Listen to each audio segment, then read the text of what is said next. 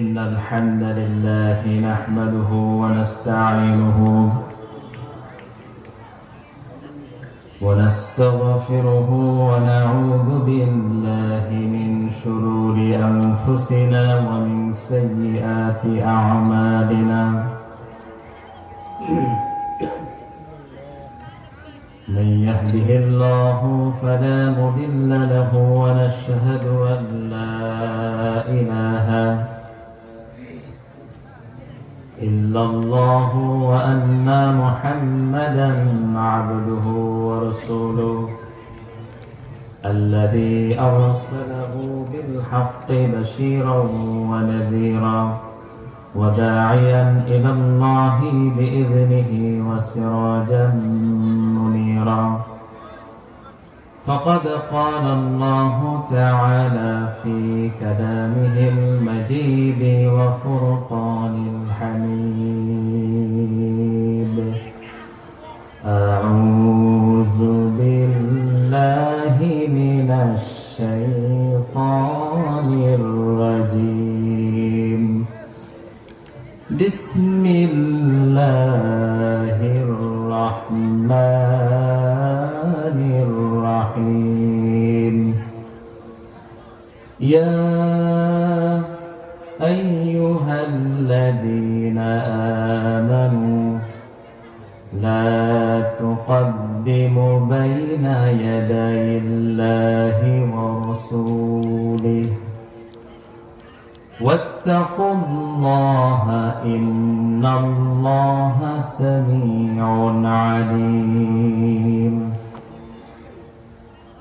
صدق الله العظيم وصدق رسوله النبي الكريم ونحن على ذلك من الشاهدين والشاكرين والحمد لله رب العالمين إن الله وملائكته يصلون على النبي يا أيها الذين آمنوا صلوا عليه وسلموا تسليما اللهم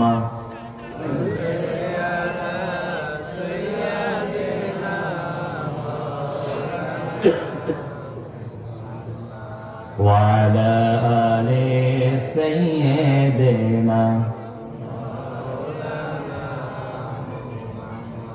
بلغ العلا بكماله كشف الضجى بجماله حسنت جميع خصاله صلوا عليه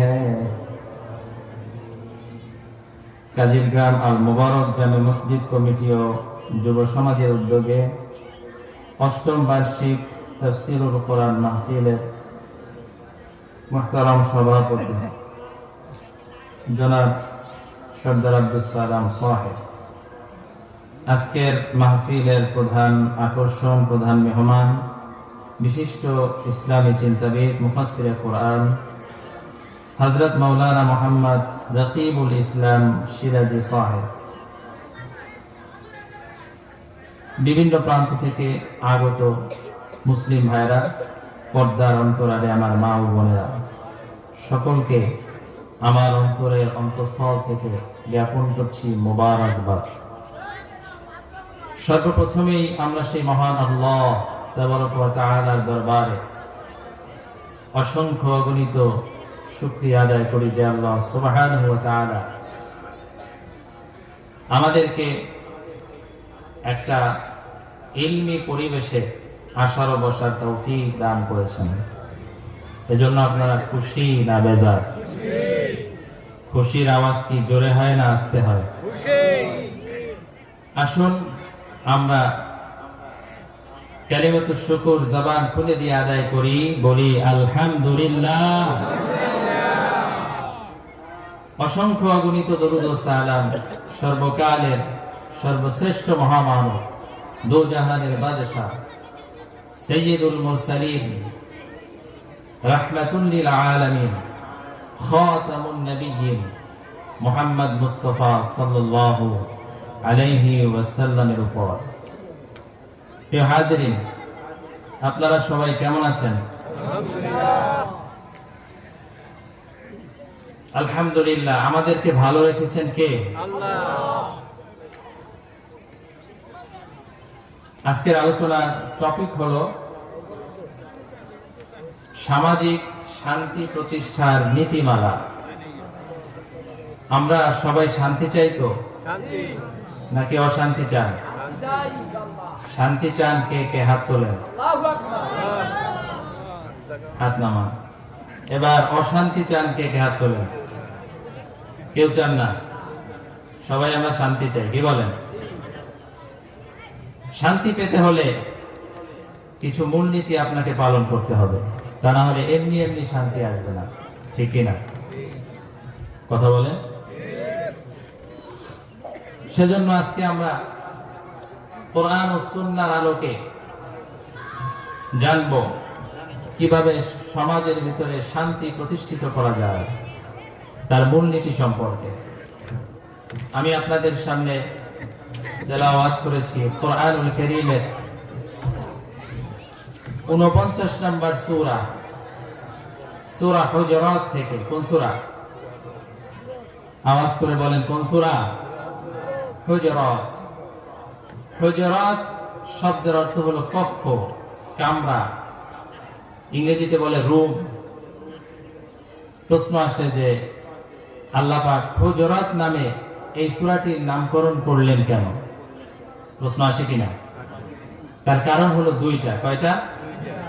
প্রথম কারণ হলো এই সূরার 4 নম্বর আয়াতে কারীমার ভিতরে হুজুরাত শব্দটি উল্লেখ আছে, এজন্য আল্লাহ তাআলা হুজুরাত নামে সূরার নামকরণ করেছেন সূরাতুল হুজুরাত। দ্বিতীয় কারণ হলো রাসূল করিম সাল্লাল্লাহু আলাইহি ওয়াসাল্লামের হুজরা মুবারককে কেন্দ্র করে একটি ঘটনা আছে এই সূরার মধ্যে, আমাদের আলোচনায় আসবে, যার কারণে আল্লাহ তাআলা এই সূরার নামকরণ করেছেন সূরাতুল হুজুরাত। সুবহানাল্লাহ বলবেন না?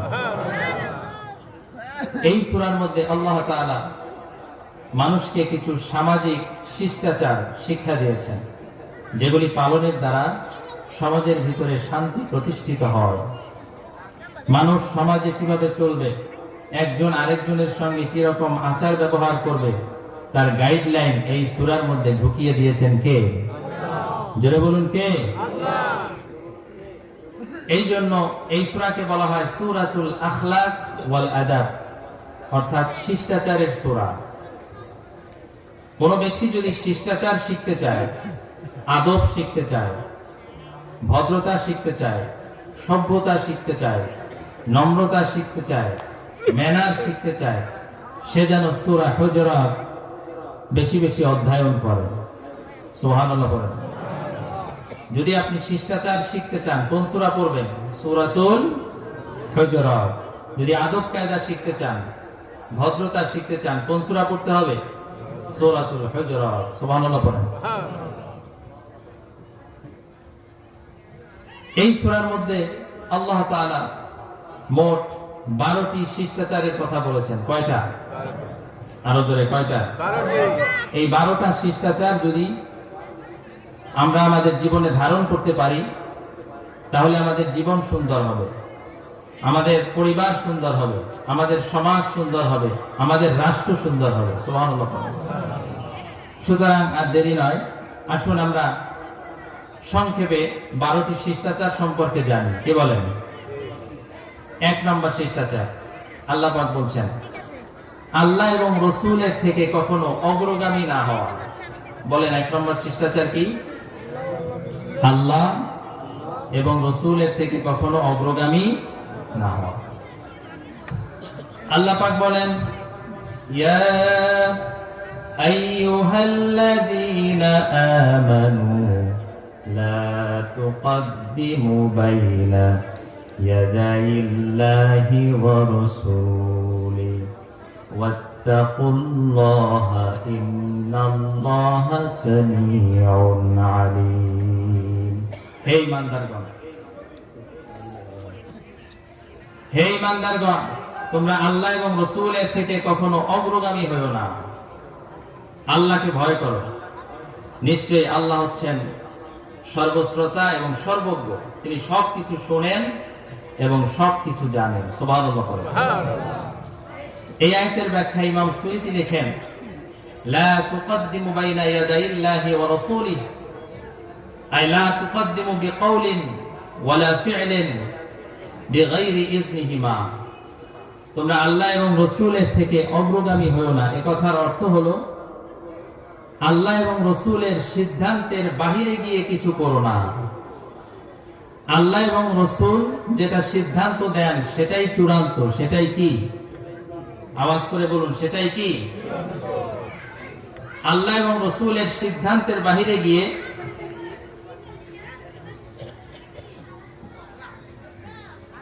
নিজের কোনো মত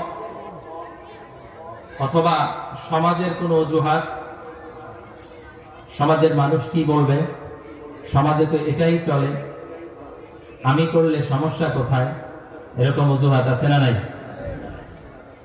অথবা পূর্বপুরুষদের কোনো অজুহাত, যে পূর্বপুরুষরা করে আসছে এজন্য করি, অজুহাত আছে না নাই? অথবা যে কোনো ধরনের যুক্তি দাঁড় করানো যাবে না। আমরা অনেক সময় আল্লাহ এবং রাসূলের সিদ্ধান্তকে বাদ দিয়ে, কোরআন সুন্নাহ বাদ দিয়ে নিজেদের মন গড়া মত, সমাজের অজুহাত, পূর্বপুরুষদের অজুহাত এবং বিভিন্ন ধরনের যুক্তি দাঁড় করায়। আমি কিছু উদাহরণ দিচ্ছি। যেমন আল্লাহ সুবহানাহু ওয়া তাআলা কোরআনে কারীমের মধ্যে বলেছেন, ফাকিমুস সালাহ ইন্নাস সালাতা কানাত আলাল মুমিনিনা কিতাবান মাওকুতা। তোমরা নামাজ কায়েম করো, নিশ্চয়ই মুমিনদের উপরে নামাজ ফরজ করা হয়েছে সময় মতো, ওয়াক্ত মতো আদায় করা। কিন্তু নামাজের সময় যখন হয় তখন আমরা অনেক লোক যুক্তি দেই, এখন তো কাজের চাপ অথবা দোকানে কাস্টমারের ভিড়, পরে নামাজ কাজা আদায় করে দেব। যুক্তি আছে না নাই? জয় বলুন, আছে না নাই? আল্লাহ বলেছেন, কুতিবা আলাইকুমুস সিয়াম, তোমাদের উপরে রোজা ফরজ করা হয়েছে। কেবলমাত্র প্রচন্ড অসুস্থতা ছাড়া অথবা মুসাফির হালত ছাড়া বাকি সব সময়ের জন্য রোজা ফরজ করেছেন কে? জোরে বলুন, কে? আল্লাহ পাক। কিন্তু আমরা যুক্তি দেই, রমজান মাস আসলো, যে আমি তো কঠোর পরিশ্রম করি, রোদের ভিতরে কাজ করতে হয়, প্রচন্ড গরমে রোজা রাখলে শরীর দুর্বল হয়ে যায়। যুক্তি আছে না নাই? জোরে বলুন, আছে না নাই? এই যে আবার বলতেছে গ্যাস্ট্রিকের সমস্যা, কথা বলে না। আল্লাহ বলেছেন, ওয়ালিল্লাহি আলান নাসি হিজ্জুল বাইতি মান ইসতাতাআ ইলাইহি সাবিলা।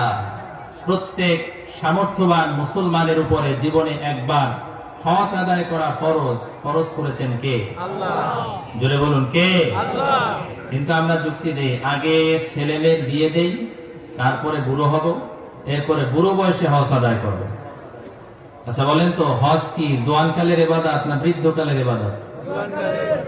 যদি জোয়ানকালে ফরজ হয়, সাথে সাথে তাৎক্ষণিকভাবে আপনাকে হজ আদায় করতে হবে। কিন্তু আমরা যুক্তি দেই, ঠিক কিনা বলেন? আল্লাহ বলেছেন, ওয়াতুজ যাকাত, তোমরা যাকাত আদায় করো নিসাব পরিমাণ সম্পদ হলে, অর্থাৎ স্বর্ণ 7.5 তোলা, রূপা 52.5 তোলা, অথবা এই পরিমাণ অর্থ কারো কাছে যদি 1 বছর অতিক্রান্ত হয়, তার উপরে যাকাত ফরজ, অবশ্যই তাকে যাকাত আদায় করতে হবে। কিন্তু আমরা তখন যুক্তি দেই যে যাকাত দিলে তো সম্পদ কমে যাবে। কথা বলেন, আমি তো অত ধনী ব্যক্তি নই, তাছাড়া আমার কাছে তো অত টাকা পয়সা নাই, বিভিন্ন জায়গায় দান করি, মাদ্রাসায় দান করি, মসজিদে দান করি, গরিবদেরকে দান করি, আমার যাকাত না দিলেও চলে। যুক্তি আছে না নাই? কথা বলেন। আল্লাহ বলেছেন, আহাল্লাল্লাহুল বাইআ ওয়া হাররামার রিবা, আল্লাহ ব্যবসাকে হালাল করেছেন, সুদকে চিরতরে হারাম করে দিয়েছেন। কিন্তু আমরা যুক্তি দেই, সুদ এটাও তো ব্যবসার মতো, আমরা তো ব্যবসাই করছি। আর তাছাড়া আজকাল সুদ ছাড়া মানুষ চলতে পারে নাকি? যুক্তি আছে না নাই? কথা বলুন, আছে না নাই? আল্লাহ বলেছেন পর্দা করা ফরজ নারী পুরুষ উভয়ের জন্য, পদ্ধতি ভিন্ন, ঠিক কিনা বলেন? কিন্তু আমরা যুক্তি দেই মনের পর্দা বড় পর্দা, বাহিরের পর্দার কোনো দরকার নাই। কথা বলে না, যুক্তি আছে না নাই? মন ঠিক থাকলেই হলো, মন ঠিক সব ঠিক, এই কথা বলে অধিকাংশ মুসলমান পর্দার বিরুদ্ধে বিষোদ্গার করে বেঈমান হয়ে যাচ্ছে, ঠিক কিনা বলে? এরকম যুক্তি দেই আমরা। ইসলাম বলে কম খরচে বিয়ে করো, কিন্তু আমরা বিয়েতে অপচয় করি। কথা বলে, অপচয় করি কিনা? অতিরিক্ত সাজসজ্জা করি, অমুসলিমদের মতো গায়ে হলুদের আয়োজন করি, বক্স বাজাই, গান বাদ্যের আয়োজন করি, ডিজে পার্টির আয়োজন করি, কনসার্টের আয়োজন করি, ব্যান্ড পার্টির আয়োজন করি। অনেক জায়গায় আমি দেখেছি মহিলা পুরুষ মিলে ব্যান্ড পার্টি করে হিন্দুদের মতো নর্তন আর কুর্দন করে। নাউজুবিল্লাহ পড়েন, আরো জোরে বলুন নাউজুবিল্লাহ। আবার যুক্তি দেয় যে বিয়ে তো মানুষ প্রতিদিন করে না, একবারই তো করে। কথা বলেন। তো আমি আবার বলি যে জাহান্নামেও মানুষ প্রতিদিন যাবে না, একবারই যাবে, ঠিক কিনা বলেন? যুক্তি দেয় যে আজকালকার ছেলে মেয়েরা তো একটু আনন্দ ফুর্তি করবেই, এইটুকু না করলে কি হয়? তাছাড়া সমাজের লোকেরাই বা কি বলবে? এরকম যুক্তি আছে না নাই? আর অনেক সমাজের কিছু মুনাফিক মার্কা লোক আছে যারা মানুষকে বিয়ের অনুষ্ঠানে গান বাদ্য বাজানোর জন্য উদ্বুদ্ধ করে, ঠিক কিনা বলে? এবং তাদেরকে অনেক জায়গায় আমি দেখেছি চাপ প্রয়োগ করে, তুমি যদি বিয়েতে গান বাদ্য না বাজাও তাহলে আমি তোমার বিয়েতে যাব না। পরিষ্কার ভাবে শুনে রাখুন, যারা সমাজের ভিতরে বিয়েতে গান বাদ্যের আয়োজনের জন্য মানুষকে উস্কানি দেন, উৎসাহিত করেন, তারা সুস্পষ্ট ভাবে মুনাফিক ছাড়া আর কিচ্ছু নয়, ঠিক কিনা বলেন? তারা যদি বিয়েতে না আসে আপনি পরিষ্কার ভাবে বলে দেবেন যে আপনার বিয়েতে আসার দরকার নাই। আপনি যদি না আসেন, সমাজের কেউ যদি না আসে, তারপরেও আমি আমার ছেলের বিয়েতে অথবা মেয়ের বিয়েতে গান বাদ্যের মতো হারাম কাজ করব না। পারবেন এটা? অনেকেই পারবেন না, কারণ আপনারা সমাজ দিয়ে ইসলামকে পরিচালনা করেন। কথা বলে না, আমরা সমাজ দিয়ে ইসলামকে চালাই, এই জন্য পারি না। কিন্তু হওয়া উচিত ছিল উল্টা, আমরা সমাজ দিয়ে ইসলাম চালাবো না, ইসলাম দিয়ে সমাজ চালাতে হবে, ঠিক কিনা বলে? তাহলেই সমাজ পরিবর্তন হয়ে যাবে, সমাজের ভিতরে অশান্তি দূরীভূত হয়ে যাবে, ঠিক কিনা বলেন? আমরা কি সমাজ দিয়ে ইসলাম চালাবো নাকি ইসলাম দিয়ে সমাজ? কোনটা দেয়া? এই ধরনের সমাজের অজুহাত আমরা দেখাই কি দেখাই না। এভাবে করে বিভিন্ন বিষয়ে আমরা আল্লাহ এবং রাসূলের সিদ্ধান্তকে বাদ দিয়ে, কোরআন ও সুন্নাহর নির্দেশকে বাদ দিয়ে আমরা বিভিন্ন ভাবে যুক্তি দাঁড় করাই। আল্লাহ বলেন যে না, আল্লাহ এবং রাসূলের সিদ্ধান্তের সামনে কোনো যুক্তি চলবে না। জোরে বলুন, চলবে না। এজন্যই আল্লাহ রাব্বুল আলামিন বলেন, ইয়া আইয়ুহাল্লাযীনা আমানু লা তুকদ্দিমু বাইনা ইয়াদাইল্লাহি ওয়া রাসূলিহি। হে ঈমানদারগণ, তোমরা কখনো আল্লাহ এবং রাসূলের সিদ্ধান্তের বাহিরে গিয়ে কিছু করো না। নির্দেশটা কার? জয় বলো, নির্দেশটা কার? এই নির্দেশ শুধু নামাজ, রোজা, হজ, যাকাতের ক্ষেত্রেই প্রযোজ্য নয়, বরং জীবনের সকল ক্ষেত্রে প্রযোজ্য। মানুষের সংসার জীবন থেকে শুরু করে একেবারে সংসদ ভবন পর্যন্ত এই নির্দেশ পালন করা প্রত্যেকটা মুমিন মুসলমানের জন্য ফরজ। আমরা অধিকাংশ লোক আছি নিজেরা নিজেদেরকে মুসলিম বলে পরিচয় দিই, ঠিক কিনা বলেন?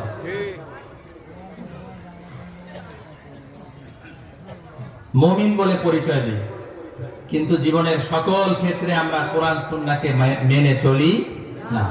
আমরা কোরআন সুন্নাহ মানি কতটুক? আমার সুবিধা যতটুক। কথা বলে না, কোরআন সুন্নাহ মানি কতটুক? আমার সুবিধা যতটুক। বাকি সব ক্ষেত্রে আমার চলা ফেরা, উঠা বসা, পোশাক আশাক, বিয়ে শাদী, ব্যবসা বাণিজ্য, চাকরি বাকরি, রাজনীতি, অর্থনীতি, সমাজনীতি, নারী নীতি, শিক্ষানীতি, এরপরে বিচার আচার, সব ক্ষেত্রে আমরা ইহুদি খ্রিস্টানদের নীতি অনুসরণ করি। কথা বলেন। এই জন্যই তো আমাদের দেশে শান্তি আসে না, ঠিক কিনা বলেন? আমাদের দেশে শুধু ক্ষমতার পালাবদল হয়, কিন্তু শান্তি আর হয় না। 16 বছর ফ্যাসিবাদের আমলে তখনও সুদ ছিল, এখনো আছে, তখনও ঘুষ ছিল, এখনো আছে, তখনও চুরি ছিল, এখনো আছে, তখনও ডাকাতি ছিল, এখনো আছে, তখনও ধর্ষণ ছিল, এখনো আছে, তখনও দুর্নীতি ছিল, এখনো আছে, তখনও চাঁদাবাজি ছিল, এখনো আছে, এখনো আছে, ঠিক কিনা বলেন? তার কারণ হলো যে আমরা কোরআন সুন্নাহর আইন বাদ দিয়া ইহুদি খ্রিস্টানদের আইন মানি, পশ্চিমাদের আইন মানি, ঠিক কিনা বলে? আরো জোরে বলুন, ঠিক কিনা? এজন্যই আমাদের দেশে শান্তি হয় না।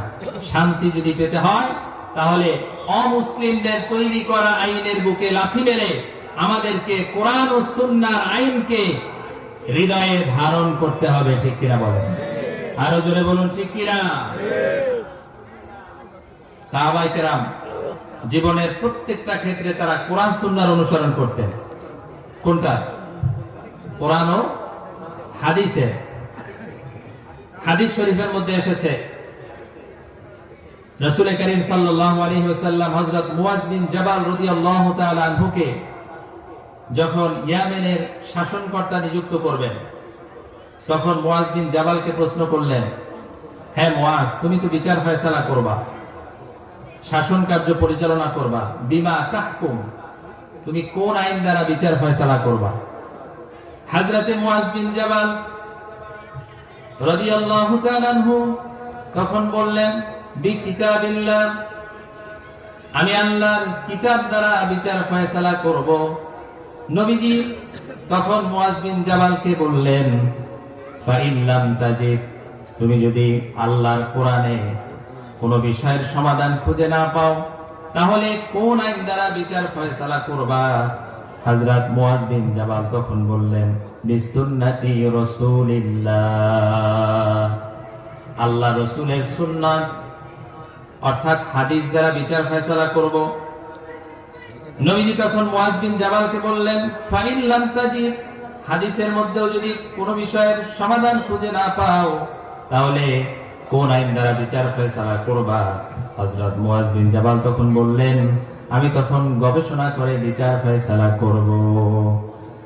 নবীজি হযরত মুয়াজ বিন জাবালের এই উত্তরটা শুনে এতটা খুশি হলেন, হাদিসে এসেছে ফাদরাবা ফি সাদরিহি, নবীজি মুয়াজ বিন জাবালের বুকের উপরে হাত রেখে বললেন, আল্লাহ পাকের প্রশংসা আদায় করলেন, আলহামদুলিল্লাহিল্লাযী ওয়াফাকা রাসূলা রাসূলিল্লাহ, আল্লাহ তাআলা, আমি তোমার কৃতজ্ঞতা আদায় করি, আমি তোমার শুকর আদায় করি, কারণ তুমি আমার প্রতিনিধিকে সঠিক সিদ্ধান্ত নেওয়ার তৌফিক দিয়েছো।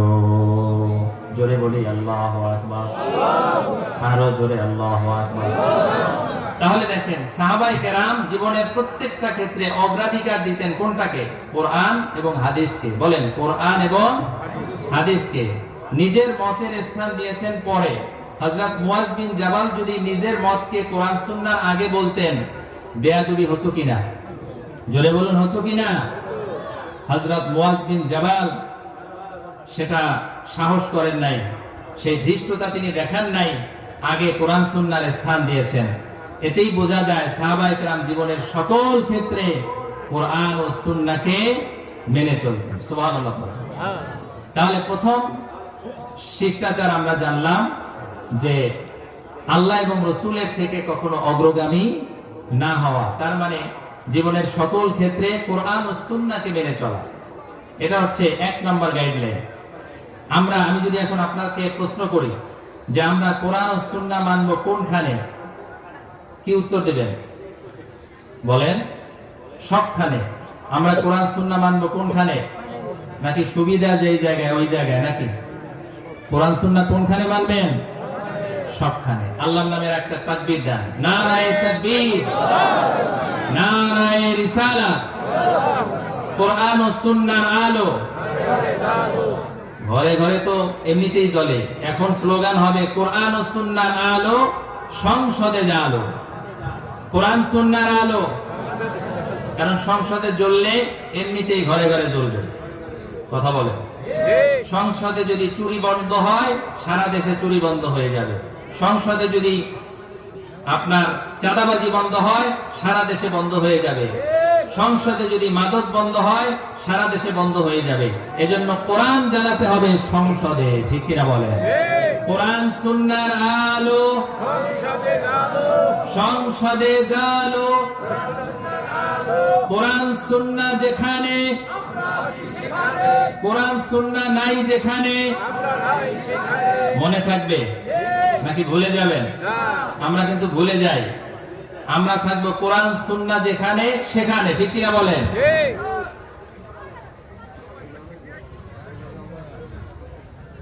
কোন জামাতের তো না। এই কোরআন সুন্নাহর আলো, সংসদে জ্বালো। হ্যাঁ, কোরআন সুন্নাহ যেখানে আমরা আছি সেখানে। এটা কি কোনো দলের স্লোগান? এটা কার স্লোগান? আল্লাহ। জোরে বলুন, কার স্লোগান? আল্লাহ। আমি অরাজনৈতিক মানুষ এবং আপনাদের এলাকার সন্তান। আমি কোনো প্রচলিত রাজনীতির সঙ্গে বা কোনো দলের সঙ্গে যুক্ত নই, তবে কোরআন সুন্নাহর পক্ষে কথা বলি, ঠিক কিনা বলেন? আর আপনি যদি বলেন যে রাজনীতির ওয়াজ করবেন না, তাহলে আপনি ঈমান হারা হয়ে যাবেন, কারণ কোরআন থেকে রাজনীতি আলাদা নয়। যদি কোরআনের রাজনীতি আপনাদেরকে আলেমরা না শিখায়, তাহলে আপনারা রাজনীতি শিখবেন কিভাবে, ঠিক কিনা বলেন? রাজনীতি শিখতে হলে কোরআন থেকে শিখতে হবে, ঠিক কিনা বলেন? কোনটা রাজনীতি কোনটা কোরআন? আমি কোরআন থেকে কথা বলতেছি। আপনি তাফসীর খুলে মিলান, এখানে উলামায়ে কেরাম আছে, তারা অনেক বিজ্ঞ, আমার থেকেও জাননেওয়ালা বন্ধুগণ। তাহলে আমরা কোরআন সুন্নাহ মানবো কোনখানে? শুধু নামাজের ক্ষেত্রে, রোজার ক্ষেত্রে, যাকাতের ক্ষেত্রে, হজের ক্ষেত্রে, নাকি সব জায়গায়? প্রথম গাইডলাইন হলো এটা, আমরা কোরআন সুন্নাহ মেনে চলবো জীবনের সবখানে। আপনার ব্যক্তিগত জীবনে, পারিবারিক জীবনে, সামাজিক জীবনে, রাষ্ট্রীয় জীবনে, সব জায়গায় কোরআন সুন্নাহ মানতে হবে। তাহলে আপনি হবেন পূর্ণাঙ্গ মুসলিম এবং মুমিন, ঠিক কিনা বলেন? আসেন 2 নাম্বার শিষ্টাচার। 2 নাম্বার শিষ্টাচার হলো কোন সম্মানিত লোকের সামনে উঁচু স্বরে কথা না বলা। আপনারা বলেন তো, এই পৃথিবীর মধ্যে সবচেয়ে সম্মানিত ব্যক্তিকে? মুহাম্মদুর রাসূলুল্লাহ সাল্লাল্লাহু আলাইহি ওয়াসাল্লাম। তার সামনে কথা বলার আদব কি রকম হবে আল্লাহ পাক শিখাচ্ছেন সাহাবীদেরকে। কাদেরকে? সাহাবীদেরকে শিখাচ্ছেন। এর পরের আয়াতে আল্লাহ রাব্বুল আলামিন বলেন, ইয়া আইয়ুহাল্লাযীনা আমানু লা তারফাউ আসওয়াতাকুম ফাওকা সাওতিন নাবিয়্যি ওয়া লা তাজহারু লাহু বিল কওলি কাজাহরি বা'দিকুম লিবা'দিন আন তাহবাতা আ'মালুকুম ওয়া আনতুম লা তাশউরুন। জোরে বলি আল্লাহু আকবার। আল্লাহ পাক বলেন, হে ঈমানদারগণ, তোমরা আমার নবীর গলার আওয়াজের চাইতে তোমাদের গলার আওয়াজ উঁচু করো না। নির্দেশটা কার? তোমরা একে অপরের সঙ্গে যেভাবে কথা বলো, ওইভাবে করে আমার নবীর সামনে বসে উঁচু আওয়াজে কথা বলো না। আল্লাহ পাক সাহাবীদেরকে আদব শিখাচ্ছেন, কিভাবে রাসূলুল্লাহর সামনে আদবের সাথে কথা বলতে হবে। আল্লাহ পাক বলছেন, ইয়া আইয়ুহাল্লাযীনা আমানু লা তারফাউ আসওয়াতাকুম ফাওকা সাওতিন নাবিয়্যি ওয়া লা তাজহারু লাহু বিল কওলি কাজাহরি বা'দিকুম লিবা'দিন আন তাহবাতা আ'মালুকুম ওয়া আনতুম লা তাশউরুন। আল্লাহ পাক বলছেন যে তোমাদের গলার আওয়াজ যেন নবীজির গলার আওয়াজের থেকে উঁচু না হয়। তোমরা একে অপরের সঙ্গে যেভাবে কথা বলো, ওইভাবে নবীর সাথে কথা বলো না। নিষেধটা কার? আল্লাহ। যদি উঁচু আওয়াজে কথা বলো, তাহলে তোমাদের নেক আমল ধ্বংস হয়ে যাবে। এই আয়াতে কারিমা নাজিলের একটা প্রেক্ষাপট আছে। বনু তামিম গোত্রের লোকেরা একবার আসলো রাসূলুল্লাহর দরবারে। নেতা নির্বাচনের জন্য তাদের গোত্রের। তখন হযরত আবু বকর সিদ্দিক রাদিয়াল্লাহু তাআলা আনহু রাসূলুল্লাহকে বললেন, হে রাসূল, আপনি একজন সাহাবীর নাম বললেন, কাকা ইবনে মা'বাদ রাদিয়াল্লাহু তাআলা আনহুকে বনু তামিম গোত্রের নেতা বানিয়ে দেন। হযরত ওমর বললেন আরেকজনের কথা, তিনি বললেন আকরা ইবনু হাবিস রাদিয়াল্লাহু তাআলা আনহুকে বনু তামিম গোত্রের নেতা বানিয়ে দেন। হযরত আবু বকর সিদ্দিক তখন বললেন, ওমর, তুমি শুধু সব সময় আমার বিরোধিতাই করো, আমার বিরোধিতা করাই তোমার কাজ। হযরত ওমর রাদিয়াল্লাহু তাআলা আনহু তখন বললেন যে আমি আপনার বিরোধিতা করার উদ্দেশ্যে বলি নাই, আমার কাছে যোগ্য মনে হয়েছে আকরা ইবনু হাবিসকে, এজন্য আমি তার নাম বলেছি। এক কথায় দুই কথায় তাদের ভিতরে একটু বাক বিতণ্ডা সৃষ্টি হলো। এক পর্যায়ে হাত্তা ইরতাফাআত আসওয়াতুহুমা, তাদের গলার আওয়াজটা রাসূলুল্লাহর গলার আওয়াজের সামনে উঁচু হয়ে গেল। আল্লাহ পাক বরদাস্ত করলেন না, সঙ্গে সঙ্গে আরশে আজিমের উপর থেকে আয়াতে কারিমা নাযিল করে দিলেন। আল্লাহ পাক নাযিল করলেন, ইয়া আইয়ুহাল্লাযীনা আমানু লা তারফাউ আসওয়াতাকুম ফাওকা সাওতিন নাবিয়্যি ওয়া লা তাজহারু লাহু বিল কওলি কাজহরি বা'দিকুম লিবা'দিন আন তাহবাতা আ'মালুকুম ওয়া আনতুম লা তাশউরুন। জোরে বলি আল্লাহু আকবার। আল্লাহ পাক বলেন, হে ঈমানদারেরা, তোমরা নবীর গলার আওয়াজের সামনে তোমাদের গলার আওয়াজকে উঁচু করো না। একে অপরের সঙ্গে যেভাবে কথা বলো ওইভাবে করে আমার নবীর সঙ্গে কথা বলো না, তাহলে তোমাদের নেক আমলগুলি ধ্বংস হয়ে যাবে। সুবহানাল্লাহ। এই আয়াত নাযিলের পর সাহাবায়ে কেরামের অবস্থা পাল্টে গেল। হযরত আবু বকর সিদ্দিক রাদিয়াল্লাহু তাআলা আনহু রাসূলকে বললেন, ওয়াল্লাযী আনজালা আলাইকাল কিতাবা ইয়া রাসূলাল্লাহ লা উকাল্লিমুকা ইল্লা কাখিস সিরার হাত্তা আলকাল্লাহু আযজা ওয়া জাল্লা। হযরত আবু বকর সিদ্দিক তখন বললেন, হে রাসূল, এখন থেকে মৃত্যু পর্যন্ত আমি আপনার সঙ্গে ঠিক ওইভাবে কথা বলবো যেরকম একজন আরেকজনের সঙ্গে ফিসফিস আওয়াজে কথা বলো। আরো আস্তে বলেন সুবহানাল্লাহ। ওরকম আস্তে কথা বলবো, জোরে জোরে আর কথা বলবো না, বেয়াদবি হয়ে যাবে। তাহলে হযরত ওমরের অবস্থাও পাল্টে গেল, তিনিও আস্তে কথা বলা শুরু করে দিলেন। এতটা আস্তে কথা বলতেন, একটা কথা একবার বললে রাসূলুল্লাহ শুনতেন না, আবার পুনরায় জিজ্ঞেস করতে হতো। সুবহানাল্লাহ পড়েন। আরেকজন সাহাবী হযরত সাবিত বিন কায়েস রাদিয়াল্লাহু তাআলা আনহু, উনি তো রাসূলুল্লাহর দরবারে আসাই বন্ধ করে দিয়েছেন। কখন যেন তার কণ্ঠ আল্লাহ রাসূলের থেকে উঁচু হয়ে যায়, এজন্য তিনি রাসূলুল্লাহর কাছে আর আসেন না। তো কয়েকদিন না দেখে নবীজি সাহাবীদেরকে জিজ্ঞেস করলেন, সাবিত বিন কায়েসের কি হলো, তাকে যে দেখছি না। তখন একজন সাহাবী বলল, হে রাসূল, আপনি যদি বলেন আমি সাবিত বিন কায়েসের খবর এনে দিতে পারি। বললেন, যাও।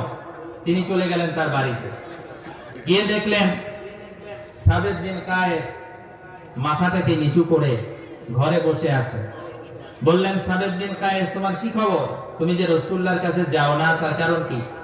সাবিত বিন কায়েস তখন বলল যে আমার তো সব নেক আমল নষ্ট হয়ে গেল, কারণ আমি রাসূলের সামনে উঁচু আওয়াজে কথা বলেছিলাম, যার কারণে আমার নেক আমল তো ধ্বংস হয়ে গেল, আমি তো জাহান্নামীদের অন্তর্ভুক্ত হয়ে গেলাম। কথাগুলো ওই সাহাবী রাসূলুল্লাহর কাছে এসে বললেন। নবীজি তখন বললেন, ও সাহাবী, ইযহাব ইলাইহি ফাকুল লাহু ইন্নাকা লাস্তা মিন আহলিন নার ওয়ালাকিন মিন আহলিল জান্নাহ। ও সাহাবী, তুমি ওই সাহাবীকে খবরটা পৌঁছে দাও, তুমি জাহান্নামীদের অন্তর্ভুক্ত নও, তুমি জান্নাতি। জোরে বলুন আল্লাহু আকবার। আল্লাহ তোমার দিলের তাকওয়াকে কবুল করে নিয়েছেন। তুমি যে আল্লাহকে ভয় করেছো, এটাই আল্লাহ পাক কবুল করে নিয়েছেন। সুতরাং তুমি জাহান্নামী নাও, তুমি জান্নাতি। রাসূলুল্লাহর জীবদ্দশায় নবীজি যদিও এখন আমাদের মাঝে জিসমানি সূরাতে নাই, আছে নাকি? দুনিয়াতে রাসূল আছে? নাই। তার মানে কি এই আয়াতের হুকুম রহিত হয়ে গেছে নাকি? না, রহিত হয় নাই। কাজী আবু বকর ইবনুল আরাবী রাহমাতুল্লাহ তিনি রায় দিয়েছেন, রাসূলুল্লাহর ওফাতের আগে জীবদ্দশায় তার প্রতি সম্মান এবং আদব রক্ষা করা যেরকম ওয়াজিব ছিল, এখনো ওয়াজিব। সুবহানাল্লাহ পড়েন। কারণ রাসূল করিম সাল্লাল্লাহু আলাইহি ওয়াসাল্লাম তিনি রওজা মুবারকে জীবিত, তিনি হায়াতুন নবী। তিনি কি নবী?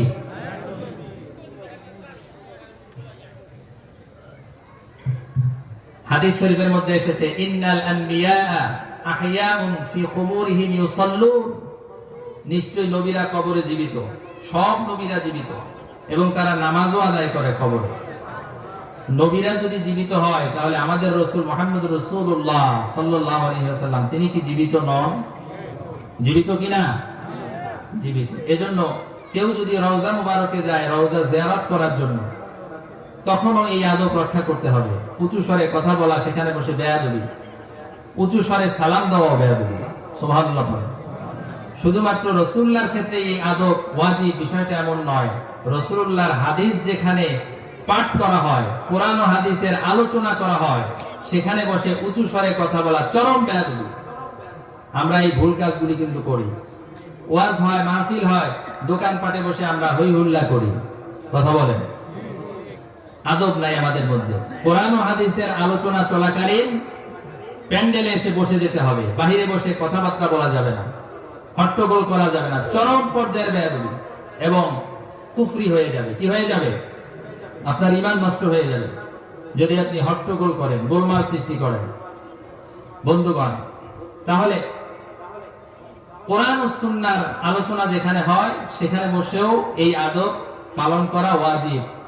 আমরা যখন অনুরূপভাবে আমরা যখন আলেম ওলামা, পীর মাশায়েখ, ধর্মীয় নেতা, ইমাম, খতিব অথবা আধ্যাত্মিক রাহবার, তারপরে উস্তাদ, শিক্ষক, মা বাবা, বড় ভাই অথবা সম্মানিত ব্যক্তির সঙ্গে কথা বলবো, তখন কি উঁচু স্বরে কথা বলবো নাকি নিচু স্বরে? জোরে বলুন, উঁচু স্বরে না নিচু স্বরে? কিন্তু আমরা অধিকাংশ লোক আছি, অনেক সময় আমরা শিক্ষকের সঙ্গে উঁচু স্বরে কথা বলি, উঁচু আওয়াজে, আছে না নাই? এরপরে মা বাবার সঙ্গে উঁচু আওয়াজে কথা বলে, এরকম বেয়াদব সন্তান আছে না নাই? আবার আলেম ওলামার সঙ্গেও অনেক লোক আছে উঁচু স্বরে কথা বলে, ধমক দিয়ে কথা বলে, আছে না নাই? জোরে বলুন, আছে না নাই? মসজিদের কার্পেটে যদি একটু ময়লা থাকে, অমনি মুসল্লি এসে ধমক দেয়, ইমাম সাহেব মসজিদের কার্পেটে ময়লা কেন? মসজিদ ঝাড়ু দেননি কেন? কথা বলে না, আছে না নাই? বেয়াদব, চরম পর্যায়ের বেয়াদব। আপনি মসজিদের কার্পেটে ময়লা দেখেছেন, আপনি নিজে কেন পরিষ্কার করলেন না? মসজিদ পরিষ্কার করলে আপনারও যেরকম সওয়াব, ইমামেরও ওই রকমই সওয়াব, ঠিক কিনা বলেন? কিন্তু তা না করে ইমামকে ধমক দেওয়ার অধিকার আপনাকে কে দিয়েছে? ইমামকে সম্মান দিয়ে কথা বলুন, আদব দিয়ে কথা বলুন, আলেম ওলামার সঙ্গে ভদ্রতার সাথে কথা বলুন, ঠিক কিনা বলেন?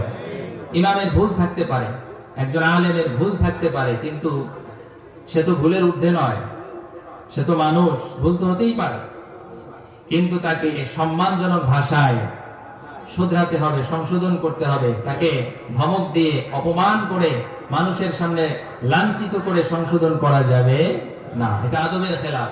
তাহলে 2 নাম্বার আদব আমরা জানলাম, কোন সম্মানিত লোকের সামনে বসে উঁচু স্বরে কথা না বলা। মনে থাকবে তো ইনশাআল্লাহ?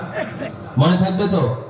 3 নাম্বার শিষ্টাচার হলো কারো ঘরের সামনে গিয়ে উঁচু স্বরে চিৎকার চেঁচামেচি করে কাউকে না ডাকা। আল্লাহ রাব্বুল আলামিন বলেন, ইন্নাল্লাযীনা ইউনাদুনাকা মিন ওয়ারাইল হুজুরাতি আকসারুহুম লা ইয়াকিলুন। হে রাসূল, নিশ্চয়ই যারা নাকি আপনার ঘরের সামনে বসে আপনাকে উঁচু স্বরের নাম ধরে ধরে ডাকে, তাদের আসলে কোনো আদব কায়দা জানা নাই। নাউজুবিল্লাহ পড়ে। এই আয়াতের মধ্যে আল্লাহ তাআলা ওই সমস্ত লোকদেরকে তিরস্কার করেছেন যারা নাকি রাসূলুল্লাহর ঘরের সামনে গিয়ে অতি উঁচু আওয়াজে কর্কশ ভাষায় রাসূলুল্লাহর নাম ধরে ধরে রাসূলকে ডাকতো। বেদুইনরা করতো এরকম, আরবের বেদুইনরা তারা এরকম বেয়াদবি করতো। তাদের মধ্যে সভ্যতা ছিল না, আদব কায়দা ছিল না, সামাজিক শিষ্টাচার তারা জানতো না। একবার বনু তামিম গোত্রের লোকেরা রাসূলুল্লাহর কাছে আসলো দুপুরের সময়। কোন সময়? এসে কর্কশ ভাষায় রাসূলুল্লাহর নাম ধরে ডাকাডাকি শুরু করলো। নবীজি তখন তার হুজরা, তার এক স্ত্রীর হুজরা মুবারকের ভিতরে আরাম ফরমাচ্ছিল। আল্লাহ রাসূলের তখন 9 জন স্ত্রী ছিল। কয়জন? এবং প্রত্যেক স্ত্রীর আলাদা আলাদা হুজরা মুবারক ছিল।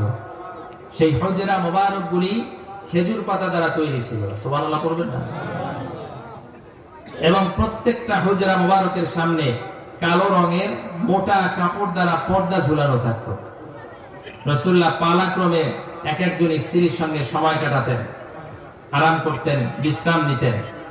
পরবর্তীতে উমাইয়া শাসক ওয়ালিদ ইবনে আব্দুল মালিকের নেতৃত্বে সেই হুজরা মুবারকগুলি ভেঙে মসজিদের নববীর আওতাভুক্ত করে দেওয়া হয়।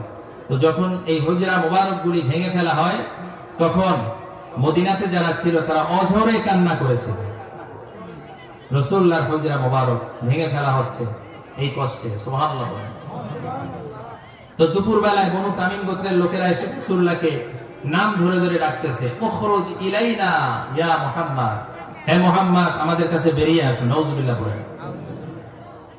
আমরা যেরকম একে অন্যকে ডাকি, ঠিক ওইভাবে বনু তামিম গোত্রের লোকেরা বেয়াদবের মতো ডাকাডাকি শুরু করলো। কাকে?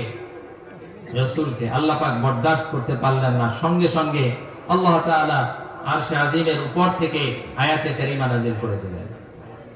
আল্লাহ পাক ওই সমস্ত বেদুইনদেরকে আদব শিখালেন। এর পরের আয়াতে আল্লাহ পাক বলেন, ওয়ালাউ আন্নাহুম সাবারু হাত্তা তাখরুজা ইলাইহিম লাকানা খায়রান লাহুম। আল্লাহ পাক বলেন, তারা যদি এইভাবে বেয়াদবের মতো রাসূলকে না ডেকে যদি একটু ধৈর্য ধারণ করত, অপেক্ষা করত, তাদের জন্য কল্যাণকর হতো। সুবহানাল্লাহ। এজন্য কারো ঘরের সামনে গিয়ে চিৎকার চেঁচামেচি করে ডাকা যাবে? জোরে বলেন, যাবে? অপেক্ষা করতে হবে। কি করতে হবে? আমরা যখন কোনো আলেম ওলামা, পীর মাশায়েখ, ধর্মীয় নেতা, ইমাম খতিব, তারপরে মা বাবা, বড় ভাই বা কোনো সম্মানিত লোকের বাড়িতে যাব ডাকার জন্য কাউকে, তখন ঘরের দরজায় গিয়ে আমরা কি উঁচু স্বরে ডাকাডাকি করব নাকি অপেক্ষা করব? কি করবেন? নাকি উঁচু স্বরে ডাকাডাকি করবেন? চিৎকার চেঁচামেচি করে ফাটিয়ে ফেলবেন নাকি? না, আমরা উঁচু স্বরে ডাকাডাকি করব। হতে পারে আপনি যখন উঁচু স্বরে ডাকাডাকি করেন, লোকটা ভিতরে বিশেষ কোনো কাজের ভিতরে থাকতে পারে, অথবা সে তার স্ত্রীর সাথে বিশেষ মুহূর্তের মধ্যে থাকতে পারে, অথবা নামাজরত অবস্থায় থাকতে পারে, অথবা টয়লেটের মধ্যেও থাকতে পারে। ঠিক কিনা বলেন? এই মুহূর্তে আপনি দরজায় গিয়ে পরাঘাত করে চিৎকার চেঁচামেচি করে ফাটিয়ে ফেলছেন, কেমন অবস্থা হবে তখন? যে লোক টয়লেটে, আপনার আওয়াজ শুনে ওর তো টয়লেট বন্ধ হয়ে যাবে। ঠিক কিনা বলেন? তো এইরকম উঁচু স্বরে চিৎকার চেঁচামেচি করে কারো ঘরের সামনে গিয়ে ডাকা যাবে? যাবে না, অপেক্ষা করতে হবে। কি করতে হবে? এরপরে ঘরে ঢোকার ক্ষেত্রেও আমাদেরকে কিছু সুন্নাহ মেইনটেইন করে ঘরে ঢুকতে হবে, কিছু আদব মেইনটেইন করে ঘরে ঢুকতে হবে। আল্লাহ পাক তাও শিখিয়েছেন। অপরের গৃহে, অপরের ঘরে আমরা কিভাবে প্রবেশ করব?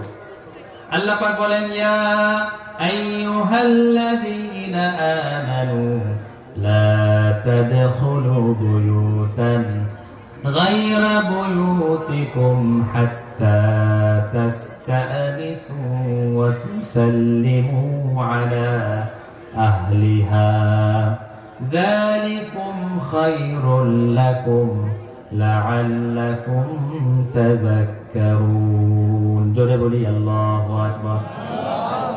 আল্লাহ পাক বলেন, তোমরা যখন অপরের ঘরে প্রবেশ করবা তখন তোমরা প্রথমে অনুমতি নিবা, এরপরে সালাম জ্ঞাপন করবা, তারপরে ঘরের ভিতরে প্রবেশ করবা। তাহলে অপরের ঘরে ঢোকার কয়টা নিয়ম? দুইটা। জোরে বলেন, কয়টা?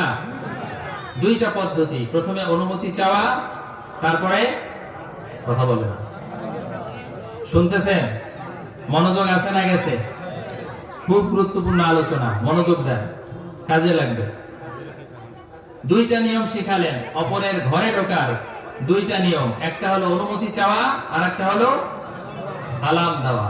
কিন্তু আমরা এই আদব রক্ষা করে কারো ঘরে ঢুকি না, এসেই সোজা ঘরের ভিতরে ঢুকে যায়, আছে না নাই? ঘরে তো ঢুকেই আবার পিছনের বারান্দায় গিয়ে দেখে যে ভাবি কি করতেছে, কথা বলে না। তা আপনি যে আপনার ভাবির সাথে কথা বলার জন্য ঘরের ভিতরে সোজা ঢুকে যান, আপনার ভাবি যদি অগোছালো অবস্থায় থাকে, অর্ধ উলঙ্গ অবস্থায় থাকে, যদি বিবস্ত্র অবস্থায় থাকে, হঠাৎ করে আপনি ঢুকে পড়েছেন, কি অবস্থা হবে তখন? তখন ওই মহিলা একটা বিব্রতকর অবস্থায় পড়ে যাবে না? ঠিক কিনা বলেন? তো এই রকম অনুমতি না চেয়ে, সালাম না দিয়ে কারো ঘরে ঢোকা যাবে? জোরে বলুন, যাবে? এই ভুলটা আমরা করব না।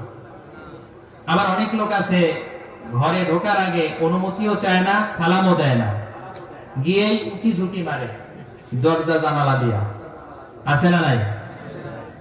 যারা বিনা অনুমতিতে কারো ঘরে গিয়ে উকি ঝুঁকি মারবে তাদের ব্যাপারে রাসূলুল্লাহ কঠোর বাণী উচ্চারণ করেছেন। শুনুন রাসূলুল্লাহ কি বলছেন। আল্লাহ হাবিব বলেছেন, মানিত্তালা ফি বাইতি কওমিন বিগাইরি ইযনিহিম ফাফাতাউ আইনাহু ফালা দিয়াতা লাহু ওয়ালা কিসাসা।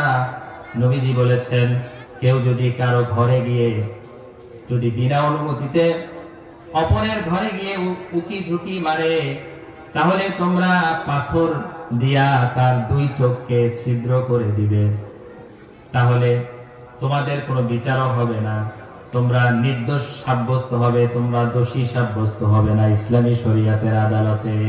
সুবহানাল্লাহ। ইসলামী শরীয়তের আদালতে তোমরা নির্দোষ।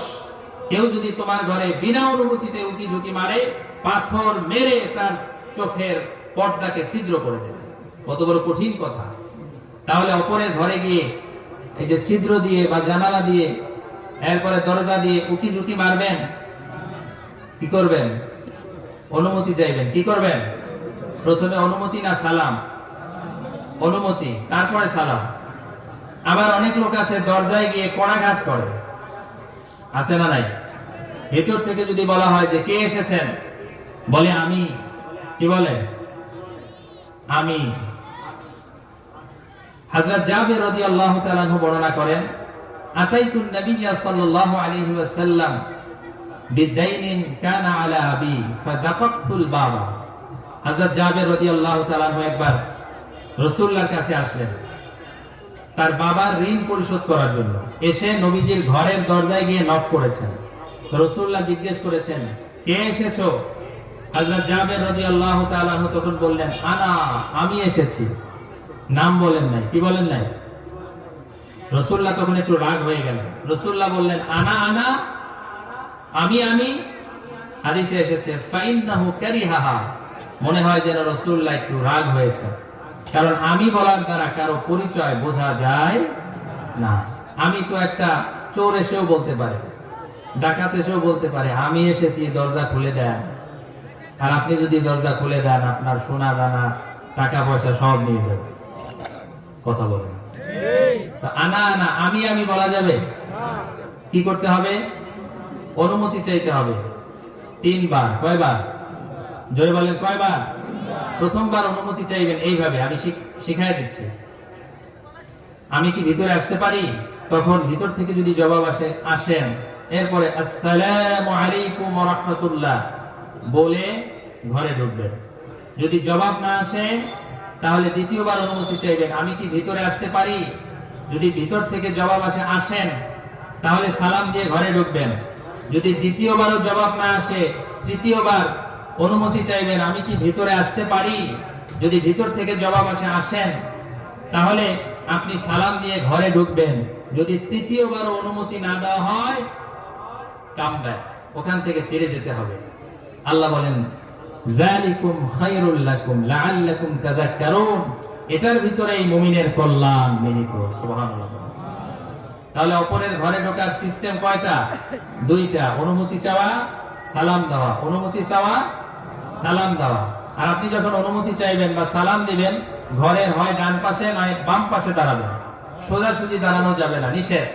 কারণ আপনি যদি দরজার সোজাসুজি দাঁড়ান, তাহলে হতে পারে একজন মেয়ে, একজন মহিলা, সে এসে ঘরের দরজা খুলে দিল, তখন সরাসরি আপনার কুদৃষ্টি গিয়ে পড়বে তার দিকে, ঠিক কিনা বলেন? এই জন্য কি করতে হবে? অনুমতি চাইতে হবে, সালাম দিতে হবে, ঘরের ডান পাশে দাঁড়াতে হবে। সেটাই আল্লাহ পাক বলছেন, ইয়া আইয়ুহাল্লাযীনা আমানু লা তাদখুলু বুয়ুতান গায়রা বুয়ুতিকুম হাত্তা তাস্তানিসু ওয়া তুসাল্লিমু আলা আহলিহা। হে ঈমানদারগণ, তোমরা যখন অপরের ঘরে প্রবেশ করবে, তখন তোমরা প্রথমে অনুমতি চাও, এরপরে সালাম দাও। তাহলে ঘরে ঢোকার নিয়ম হচ্ছে কয়টা? ঘরে ঢোকার নিয়ম কয়টা? দুইটা। 5 নাম্বার শিষ্টাচার। সমাজে যদি আমরা শান্তি পেতে চাই, তাহলে এই শিষ্টাচারগুলো পালন করতে হবে। 5 নাম্বার, মুসলমানের দুই পক্ষের মধ্যে যদি ঝগড়া বিবাদ লাগে, তাহলে ন্যায় এবং ইনসাফের সাথে মীমাংসা করে দেওয়া। কি করে দেওয়া? বলেন। মুসলমানদের দুইজনের ভিতরে ঝগড়া লাগছে, অথবা দুই গোষ্ঠীর ভিতরে ঝগড়া লাগছে, দুই দলের ভিতরে ঝগড়া লাগছে, তখন ন্যায় এবং ইনসাফের সাথে কি করতে হবে? মিলিয়ে দিতে হবে। আল্লাহ পাক বলেন, ওয়া ইন তাইফাতানি মিনাল মুমিনিনা ফাতাতালু ফাআসলিহু বাইনাহুমা। মুমিনদের দুই পক্ষ যদি বিবাদে লিপ্ত হয়, ঝগড়ায় লিপ্ত হয়, তখন তোমরা উভয়ের ভিতরে ন্যায় এবং ইনসাফের সাথে মিলিয়ে দাও। নির্দেশটা কার? জোরে বলো, নির্দেশটা কার? আল্লাহ পাক। আল্লাহ পাক বলছেন যে দুই দলের ভিতরে যদি ঝগড়া বিবাদ হয়, মিলিয়ে দাও। কিন্তু আমরা তখন কি করি জানেন? আমরা আরো আগুনের ভিতরে ঘি ঢালি। কথা বলে না। আমরা আরো আগুনের মধ্যে কি ঢালি? ঘি, যাতে করে ঝগড়া আরো বেশি করে লাগে। এজন্য সমাজের ভিতরে চগলখড়ি করে বেড়ায়, মিথ্যা প্রপাগান্ডা ছড়িয়ে একটা ঝগড়ার পরিবেশ সৃষ্টি করে দেয়, ঠিক কিনা বলেন? তো এটা কি কোরআন বলছে যে আগুন নিভাও, বাড়তে দিও না, আমরা আরো আগুন জ্বালাই, ঠিক কিনা বলেন? এটা কি মুমিনের চরিত্র নাকি মুনাফিকের চরিত্র? জোরে বলুন, কার চরিত্র? মুনাফিকের। এটা কোনো মুমিনের চরিত্র হতে পারে না, যারা ঝগড়া লাগিয়ে দেয়। বরং যারা ঝগড়া মীমাংসা করে দেয়, তারাই হলো প্রকৃত মুমিন। রাসূলুল্লাহ যদি দুই পক্ষের মধ্যে ঝগড়া লাগতো, মিলাই দিতেন। হাদিস শরীফের মধ্যে এসেছে, হযরত আনাস ইবনে মালিক রাদিয়াল্লাহু তাআলা আনহু একবার রাসূলকে বললেন, হে রাসূল, আপনি যদি একটু মুনাফিকদের সর্দার আব্দুল্লাহ ইবনে উবাই ইবনে সালুলের কাছে একটু যেতেন, তাহলে খুব ভালো হতো।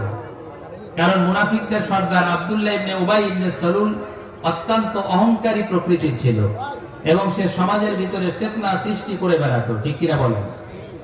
এজন্য আনাস বিন মালিক রাসূলুল্লাহকে অনুরোধ করলেন যে, রাসূল, আপনি যদি একটু মদিনার মুনাফিকদের সর্দার আব্দুল্লাহ ইবনে উবাই ইবনে সালুলের কাছে যেতেন দাওয়াত নিয়া, হয়তো আব্দুল্লাহ ইবনে উবাই ইবনে সালুল হেদায়েতের পথে চলে আসতো। রাসূল কারীম সাল্লাল্লাহু আলাইহি ওয়াসাল্লাম তখন মুনাফিক নেতা আব্দুল্লাহ ইবনে উবাই ইবনে সালুলের কাছে যাওয়ার জন্য গাধার পিঠে আরোহণ করলেন। কিসের পিঠে? গাধার পিঠে। আর সাহাবীরা পায়ে হেঁটে। তো যেই পথ দিয়ে যাচ্ছিলেন, সেই পথটা ছিল কঙ্করময়, পাথর আর পাথর। রাসূলুল্লাহ গাধার পিঠে করে আব্দুল্লাহ ইবনে উবাই ইবনে সালুলের কাছে গেলেন দাওয়াত নিয়া, কিনিয়া।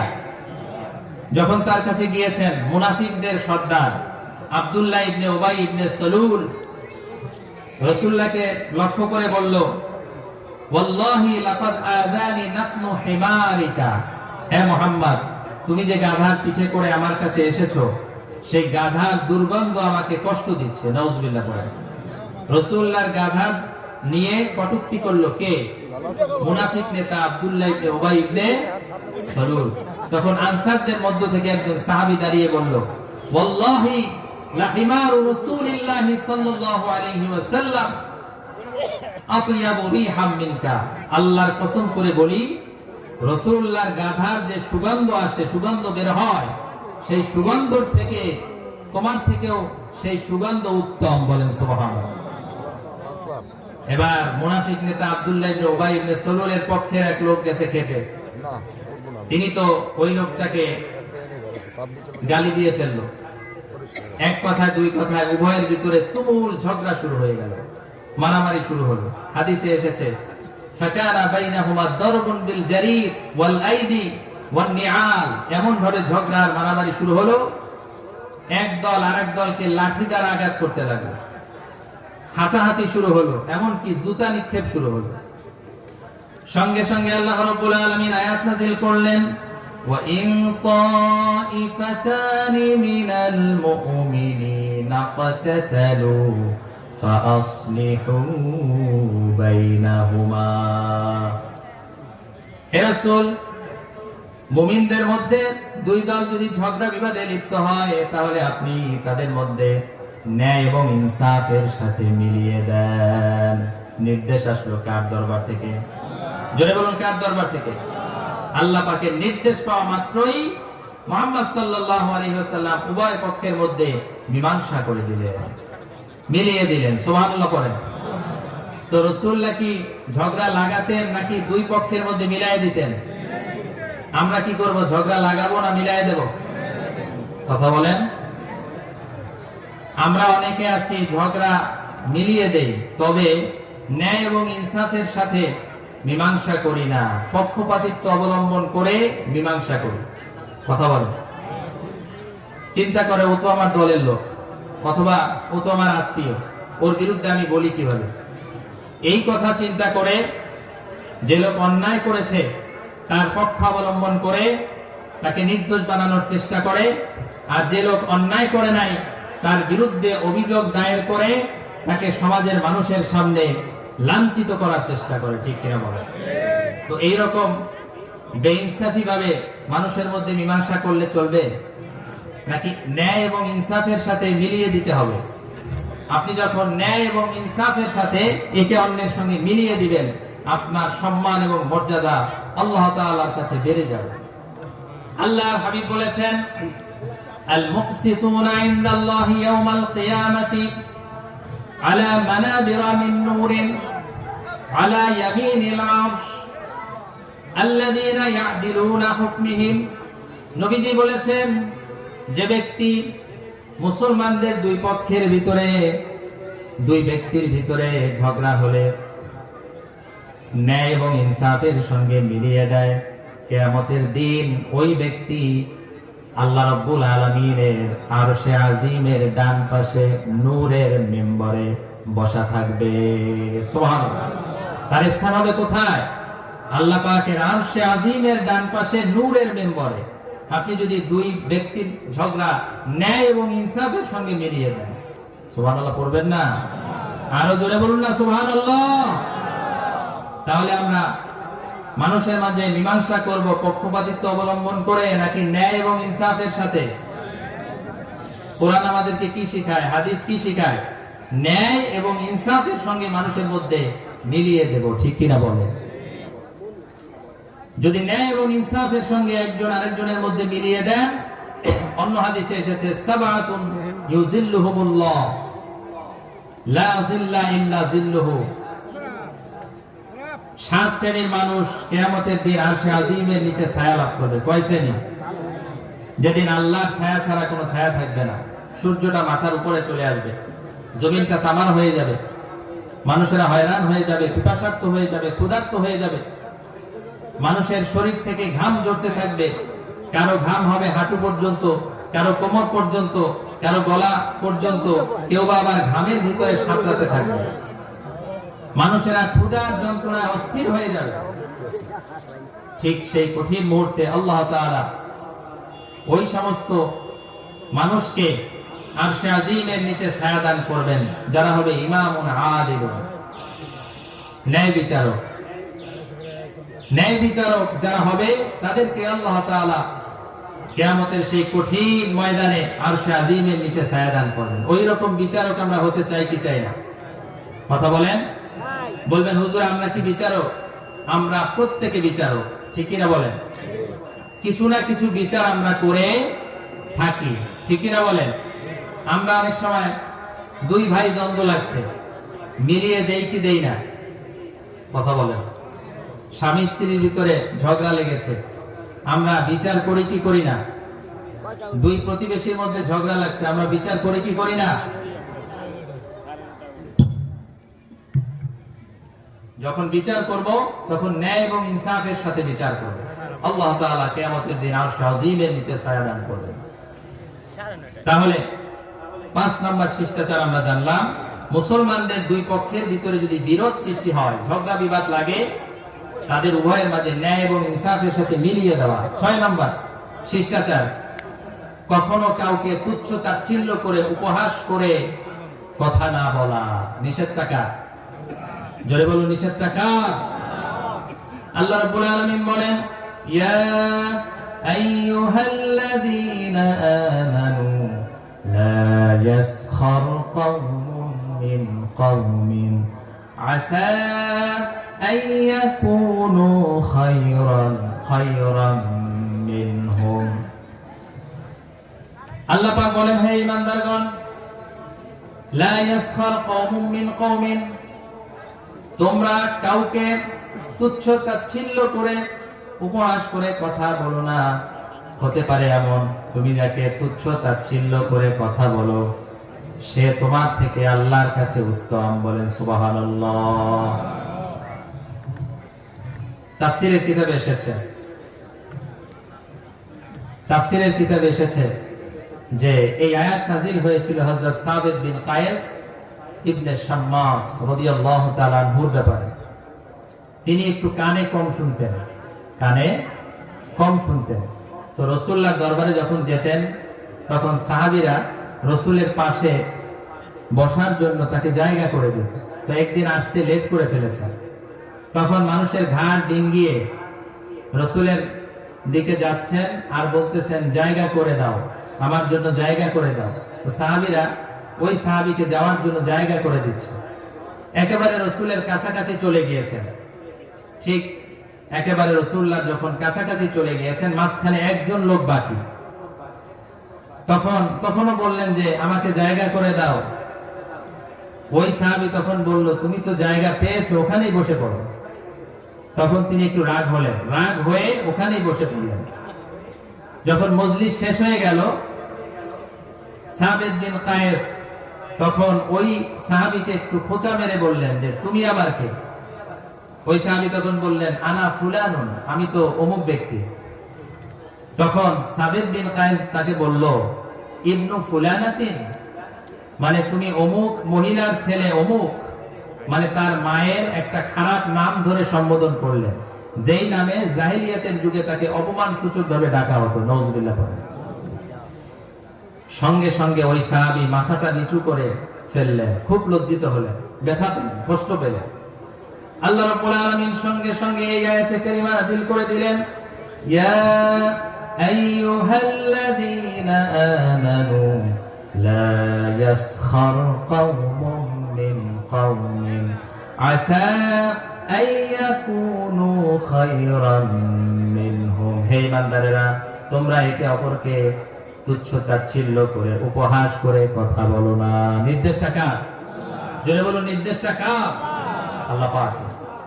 আমরা অধিকাংশ লোক আছি মানুষকে উপহাস করে কথা বলি, আছে না নাই? বিশেষ করে আমরা মানুষের অতীতের ভুল ত্রুটি টেনে এনে তাকে উপহাস করে কথা বলি। একজন লোক হয়তো অনেকদিন আগে চুরি করত, এখন সে তওবা করে ভালো হয়ে গিয়েছে, নিজের ভুল শুধরে নিয়েছে, এখনো তাকে চোর বলে আখ্যায়িত করে, আছে না নাই? তার সন্তানকে বলে চোরের ছেলে, চোরের মেয়ে, এরকম লোক আছে না নাই? আল্লাহ বলেন, লা ইয়াসখার কওমুন মিন কওমিন, একজন আরেকজনকে উপহাস করে কথা বলো না। নিষেধটা কার? জোরে বলো, নিষেধটা কার? আল্লাহ পাক। আবার আমরা অনেক সময় মানুষের আকার আকৃতি নিয়ে ব্যঙ্গ করি। একজন লোক হয়তো একটু মোটা, তাকে বলি মোটু। কি বলি? কথা বলেন। একজন লোক হয়তো একটু চিকন, তাকে বলি চিকনা, আরো বিভিন্ন ধরনের নাম দেই আমরা, আছে না নাই? একজন লোক হয়তো একটু কালো, তাকে বলি কাইল্লা, কথা বলে না। অথবা কালু, মেয়েদেরকে বলে কালনি, আছে না নাই? তো এরকম মানুষের আকার আকৃতি বা মানুষের চেহারা নিয়ে ব্যঙ্গ করা যাবে? কথা বলেন। আবার অনেক সময় আমরা মানুষের দিনদারিতা নিয়েও কটাক্ষ করি, ব্যঙ্গ করি। একজন লোক হয়তো নামাজি হয়ে গিয়েছে, নামাজ পড়া শুরু করেছে, দাড়ি রেখেছে, জুব্বা পরিধান করতেছে, তাকে বলে নতুন মুসল্লি সেজেছে, আছে না নাই? অথবা নতুন হুজুর সেজেছে। এরকম মানুষের দিনদারিতা নিয়ে কটাক্ষ করতে নিষেধ করেছেন কে? জোরে বলুন কে? আল্লাহ পাক। আবার অনেক সময় আমরা মাদ্রাসা শিক্ষা নিয়ে ব্যঙ্গ করি, বলে তুই মাদ্রাসায় ভর্তি হয়েছিস, তোকে দ্বারা কিছু হবে না, বলে কি বলে না? কিছু যদি না হয়, অন্তত পক্ষে মাদ্রাসায় পড়লে রাসূলুল্লাহর ওয়ারিস তো হবে। ইন্নাল উলামা আল ওয়ারাসাতুল আম্বিয়া, আলেমরা হলো নবীর ওয়ারিস, ঠিক কিনা বলে? দুনিয়ার কিছু যদি না পায় কোনো সমস্যা নাই, কিন্তু সে আল্লাহ রাসূলের ওয়ারিস হয়ে যাবে। সুবহানাল্লাহ পড়ে। তো মাদ্রাসা শিক্ষা নিয়ে ব্যঙ্গ করা যাবে, কটূক্তি করা যাবে, তাহলে ঈমান থাকবে? আল্লাহ বলেন লা ইয়াসখার কওমুম মিন কওমিন, একে অপরকে উপহাস করে কথা বলো না, নির্দেশটা কার? 7 নম্বর শিষ্টাচার হলো আল্লাহ পাক বলেন ওয়ালা তালমিজু আনফুসাকুম, তোমরা একে অপরকে দোষারোপ করে কথা বলো না। আমরা অনেক লোক আছি, একজনের একটু ভুল পেলে, দোষ পেলে তাকে খোঁচা মেরে, তুচ্ছ তাচ্ছিল্য করে, অপমান করে, হেয় করে, লাঞ্ছিত করে কথা বলি, ঠিক কিনা বলে? এরকম লোক আছে না নাই? আছে না, এটা করা যাবে না, হারাম। কারণ প্রত্যেকটা মানুষের একটা সম্মান মর্যাদা আছে না নাই? আল্লাহ পাক বলেছেন কোরআনে কারীমের ভিতরে ওয়ালাকাদ কাররামনা বানি আদম, আমি আদম সন্তানকে সবচেয়ে সম্মানিত করেছি। সুবহানাল্লাহ পড়েন। তো আল্লাহ নিজে সম্মান দান করেছেন, কিন্তু আমরা মানুষ হয়ে আরেকজন মানুষকে কটাক্ষ করে, হেয় করে কথা বলি। আর এভাবে একজন আরেকজনকে অপমান করে কথা বলে আমরা যে জাহান্নামের কত গভীরে গিয়ে পৌঁছাচ্ছি আমরা কল্পনাও করি না। আল্লাহ রাব্বুল আলামিন সূরা হুমাযার ভিতরে বলছেন ওয়াইলুল লিকুল্লি হুমাযাতিন লুমাযা, দুর্ভোগ, জাহান্নামের দুর্ভোগ তো ওই সমস্ত ব্যক্তিদের জন্য যারা নাকি মানুষের সামনে বসে, পিছনে বসে মানুষকে নিন্দা করে, মানুষকে কটাক্ষ করে, অপমান করে কথা বলে, তাদের জন্য রয়েছে জাহান্নামের দুর্ভোগ। জোরে বলুন নাউজুবিল্লাহ। তারা জাহান্নামের অতল গভীরে পৌঁছাবে যারা মানুষকে কটাক্ষ করে, লাঞ্ছিত করে, অপমান করে কথা বলে, ঠিক কিনা বলে? ওয়ালা তালমিজু আনফুসাকুম, তোমরা একে অপরকে কটাক্ষ করে কথা বলো না, নিষেধটা কার? 8 নম্বর শিষ্টাচার হলো আল্লাহ পাক বলেন ওয়ালা তানাবাযু বিল আলকাবি বিইসাল ইসমুল ফুসুক বা'দাল ঈমান, তোমরা একে অপরকে মন্দ নামে ডেকো না, বিশেষ করে ঈমান আনার পরে কোনো ব্যক্তিকে মন্দ নামে ডেকো না। আল্লাহ পাক নিষেধ করেছেন, বলেন সুবহানাল্লাহ। কাউকে মন্দ নামে ডাকা যাবে না। একজন লোক হয়তো চুরি করত, অথবা ব্যভিচার করত, অথবা মদ খেত, এখন সে তওবা করে আল্লাহর পথে ফিরে এসেছে, এখন আপনি তাকে চোর অথবা ব্যভিচারী অথবা মদখোর বলতে পারবেন? নিষেধটা কার? আল্লাহ পাকের। বিদ্রুপ করে, ব্যঙ্গ করে, এরপরে মন্দ নামে কাউকে ডাকা যাবে না। আবার আমরা অনেক সময় নামের বিকৃতি করে মানুষকে ডাকি, যেমন একজন লোকের নাম আব্দুল জব্বার, আমরা বলি জব্বারিয়া, এই জব্বারিয়া দিগায়, বলে কি বলে না? একজন লোকের নাম আব্দুল জলিল, আমরা কি বলি? জল্লা, কি বলে? জল্লা। একজন লোকের নাম আব্দুল সালাম, আমরা বলি সালাম না। একজন লোকের নাম আব্দুর রহিম, আমরা বলি রহিম না। একজন লোকের নাম আব্দুর রহমান, আমরা বলি কি? রহমান না। একজন লোকের নাম হয়তো হারুন, আমরা বলি কি? হারুন না। এই হারুন না, এদিকে বলে কি বলে না? না, আল্লাহ বলেন যে ওয়ালা তানাবাযু বিল আলকাব বিসাল ইসমুল ফুসুক বা'দাল ঈমান। একজন লোক ঈমান আনয়নের পরে তুমি তাকে মন্দ নামে ডেকো না, নিষেধটা কার? জোরে বলুন, নিষেধটা কার? আবার আমরা অনেক সময় মানুষের ভালো নাম রেখে খারাপ নামে ডাকি। আমি এক লোকের নাম শুনেছি ফরহাদ। কি নাম বলেন? ফরহাদ। এই লোকটাকে মানুষ বলে ভুট্টা। কি বলে? শেষ করবো?